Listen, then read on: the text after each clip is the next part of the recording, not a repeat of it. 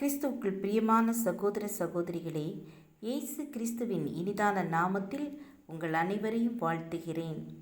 இன்றைய தினம் உங்களுக்காக கொடுக்கப்பட்ட வேத வசனம் ஏசாயா 63 அதிகாரம் 2 உம்முடைய உடுப்பு சிவப்பாகவும் உம்முடைய வஸ்திரங்கள் ஆலையை மிதிக்கிறவன் வஸ்திரங்கள் போலவும் இருக்கிறது என்ன?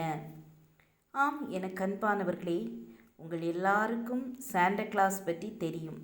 ஆனால் ஒரு சில பேருக்கு தான் அது உருவான கதை தெரியும். தெரியாதவர்களும் தெரிந்து கொள்ள சாண்டா கிளாஸ் உருவான கதை பற்றி பார்க்க போகிறோம். ஒரு அழகான ஊரிலே ஒரு வயதான ஒருத்தர் வாழ்ந்துட்டு இருந்தார்.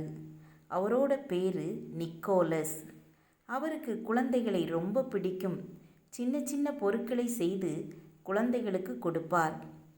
பார்க்கில் விளையாடுற குழந்தைகளுக்கு விளையாட்டு பொருட்களை கொடுப்பார்.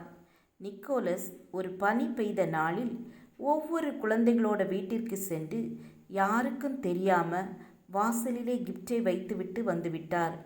அப்புறம் ரொம்ப பனி பெய்ததால் மான் வண்டியில் போய் மற்ற எல்லா குழந்தைங்க வீட்டிற்கும் போய் கிஃப்ட் கொடுத்தார்.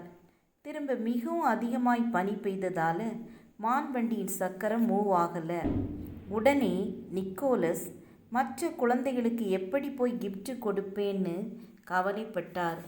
அப்போது ஒரு ஏஞ்சல் வந்து நிக்கோலஸ் எவ்வளவு உதவி செய்கிறார் என்று சொல்லிவிட்டு, நிக்கோலஸ் கவலைப்படாதே, நான் உனக்கு கண்டிப்பாக உதவி செய்கிறேன்.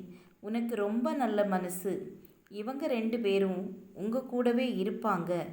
இந்த 12 மான்களும் மந்திர சக்தி மூலமாக பறந்து போவாங்க. இவங்க பொம்மையை கொடுக்க உதவி செய்வாங்க. நீங்கள் இன்றிலிருந்து சாண்டா என்று அழைக்கப்படுவீங்க. அன்றிலிருந்து இன்று வரைக்கும் கிறிஸ்மஸ் நாட்களில் குழந்தைகளுக்கு கிஃப்ட்டுக்காக சாண்டாவை எதிர்பார்த்து இருக்கிறாங்க. ஆம் தெய்வ பிள்ளைகளே, நாமும் சாண்டாவை போல பிறருக்கு கொடுத்து உதவி செய்வோம். உணவில்லாதவர்களுக்கு உணவளிப்போம். உடையில்லாதவர்களுக்கு உடையளிப்போம்.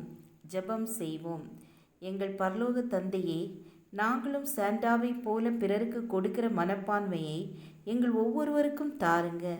இயேசுவின் நாமத்தில் பிதாவே, ஆமேன் ஆமேன். God bless you.